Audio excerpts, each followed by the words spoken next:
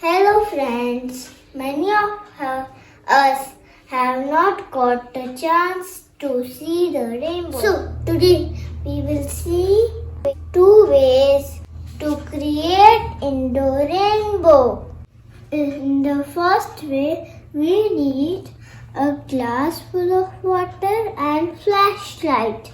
Now switch off the light. Throw the flashlight on the glass of water. See, the rainbow is created. I can touch the rainbow. Two, red, orange, yellow, green, blue, indigo, and violet too. Second way, we require a mirror, a bowl of water, and flashlight. Now put the mirror half inside water and half outside water. Switch off the light again.